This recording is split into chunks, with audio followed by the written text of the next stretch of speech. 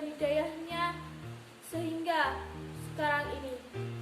Yang kedua, tak lupa sholawat serta salam kepada Nabi kita, Nabi Muhammad SAW, yang telah memberikan syafaatnya di yaumul qiyamah nanti.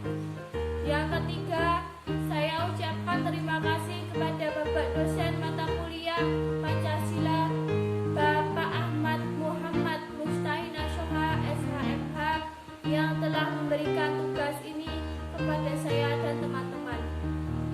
Sekarang saya ingin mengerjakan tugas UTS Pancasila dari dosen saya, Bapak Ahmad Muhammad Mustahina Shoha SHMH.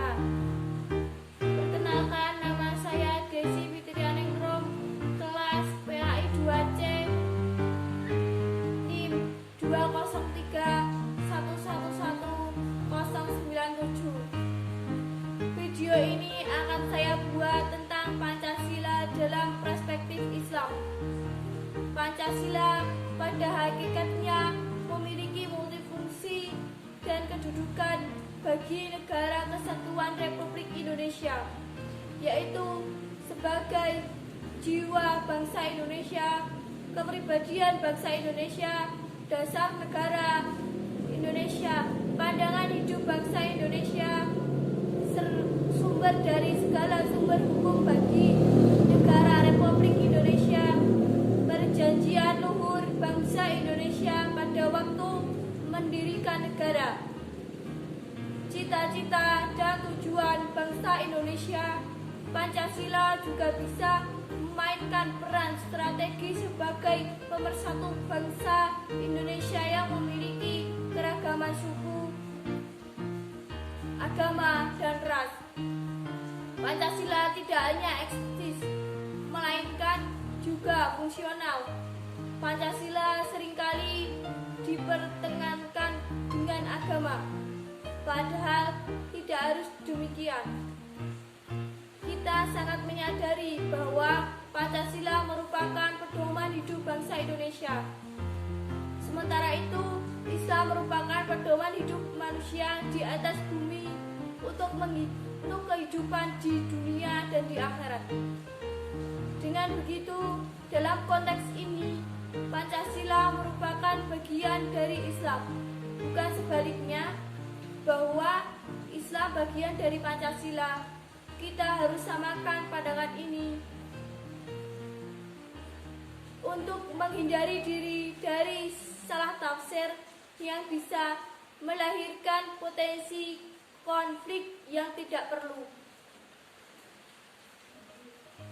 Dalam rangka memenuhi, memahami, dan mencermati Pancasila, kita dapat menganalisis anatominya, bahwa Pancasila sebagai pedoman hidup berbangsa dan bernegara telah memberikan panduan kita dalam membangun hubungan vertikal, hubungan intrapersonal, dan hubungan interpersonal.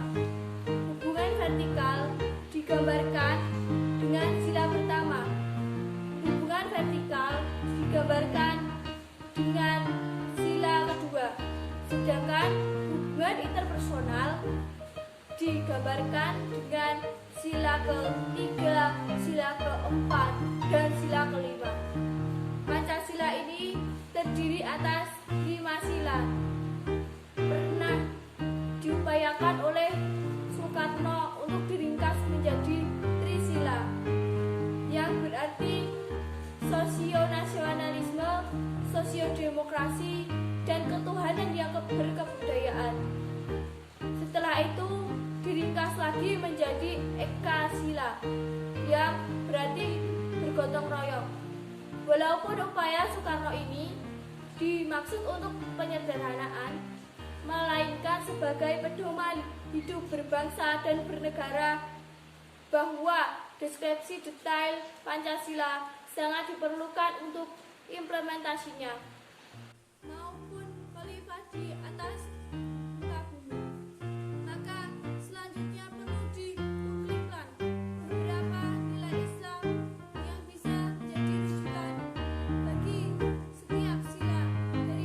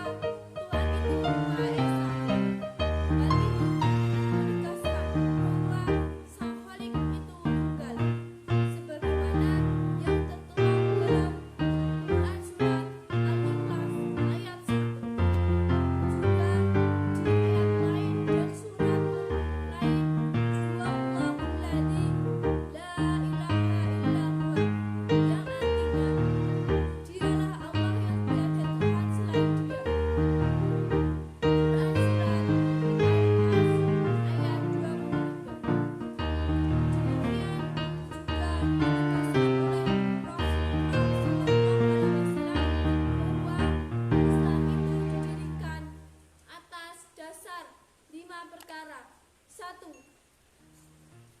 Persaksian bahwa tiada Tuhan selain Allah, dan persaksian bahwa Muhammad itu utusan Allah.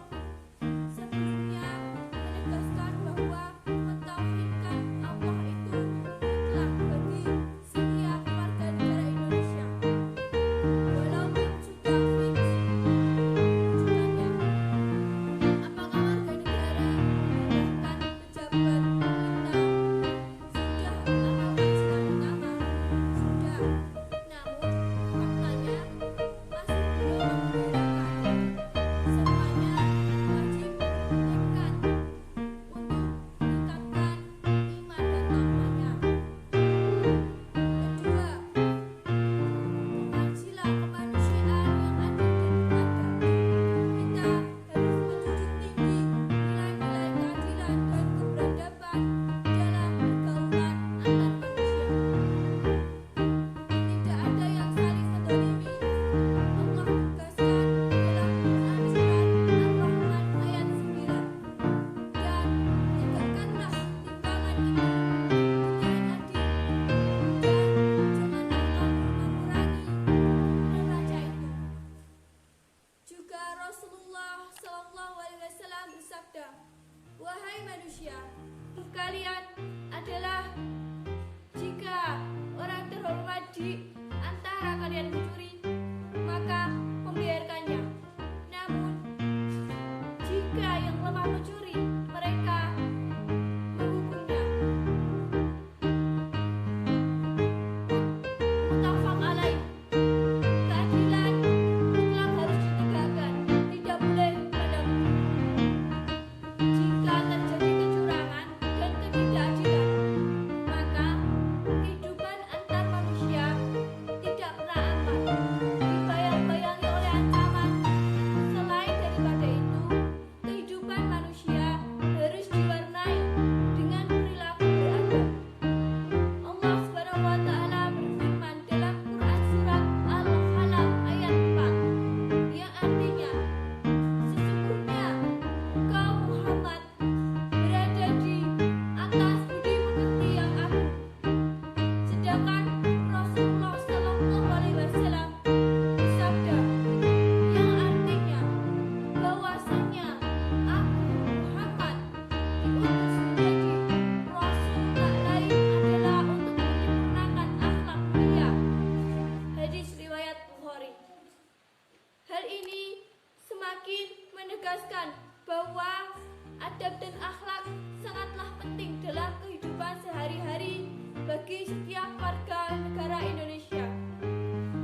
Jika kita benar-benar tak beragama, insya Allah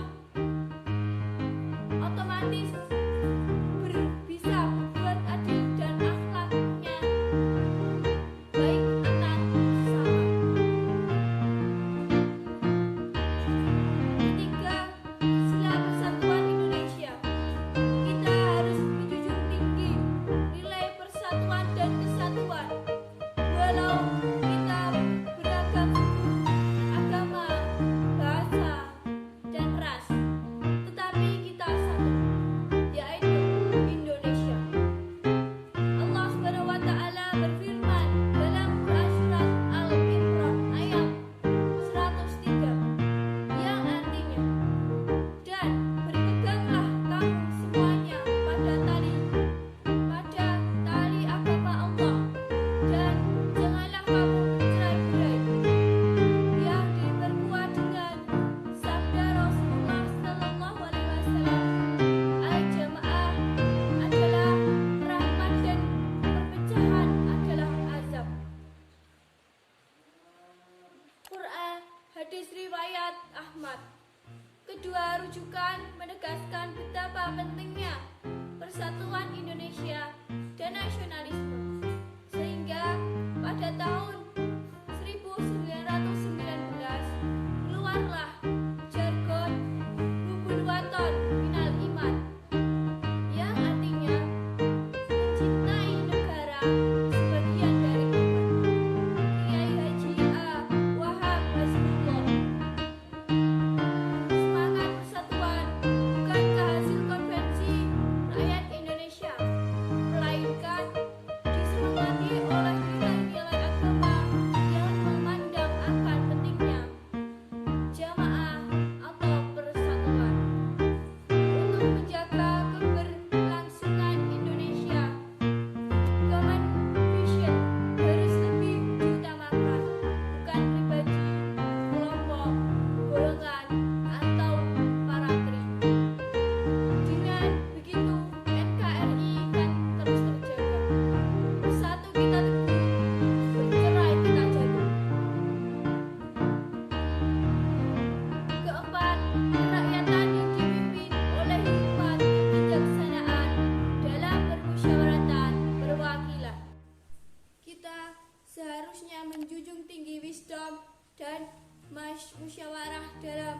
menegakkan politik nasional.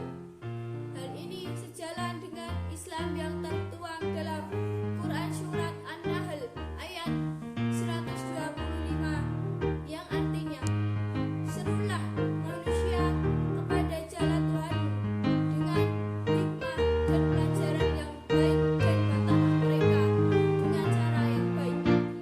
Demikian juga dalam Quran Surat Al-Imran ayat 159 yang artinya, dan bermusyawaratlah dengan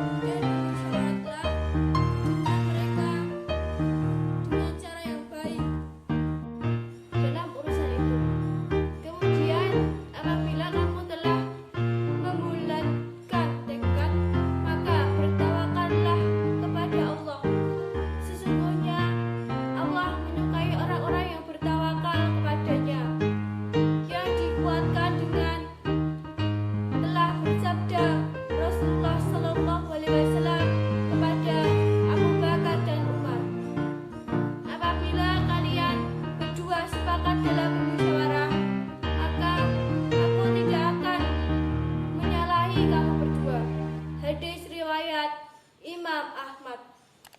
Begitulah ayat Al-Quran dan hadis Rasulullah, bahwa kita dalam berpolitik sangat diperlukan pikiran dan sikap yang bijak, dengan melibatkan hati nurani dan martabat. Demikian pula dalam urusan pembuatan keputusan, hendaknya lebih diutamakan dengan cara musyawarah dan mufakat. Jika upaya ini gagal, barulah dilakukan dengan voting. Inilah yang menjadi persoalan dewasa ini, bahwa ada kesan bahwa pilihan langsung merupakan praktek demokrasi yang kurang sejalan dengan rambu-rambu Pancasila. Kelima, sila keadilan sosial bagi seluruh rakyat Indonesia. Kita bertanggung jawab untuk bersama-sama menegakkan keadilan dalam kehidupan sosial, dan tidak ada diskriminasi atau privilege. Rumusan ini sebenarnya merujuk pada Quran Surat An-Nahl ayat 90 yang artinya, sesungguhnya Allah menyuruh kamu berlaku adil dan berbuat kebajikan, memberi kepada kaum kerabatnya, dan Allah melarang dari berbuat keji, munkar, dan permusuhan.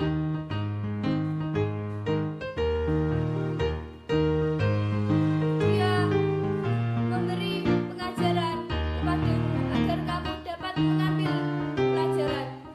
Hal ini dikuatkan dengan sabda Rasulullah Sallallahu Alaihi Wasallam, carilah keriduanku dengan berbuat baik kepada orang-orang lemah kalian, karena kalian diberi rezeki dan ditolong disebabkan oleh orang-orang lemah kalian. Atau disahihkan Al-Imam Al-Albani dalam Asy-Syahihah nomor 779. Pertama, anjuran untuk berbuat adil dan kebajikan untuk seluruh rakyat Indonesia tanpa ada diskriminasi. Pembangunan ekonomi yang seharusnya diperkuatkan adalah ekonomi kerakyatan, ekonomi syariah, bukan ekonomi kapasitas yang berdampak terhadap ketidakmerataan kekayaan negara untuk rakyat. Demikianlah, setelah memperhatikan uraian tersebut di atas, kita semakin mengetahui betapa Islam telah berkontribusi banyak terhadap tegaknya konsep Pancasila. Kini persoalan yang masih dihadapi terkait Pancasila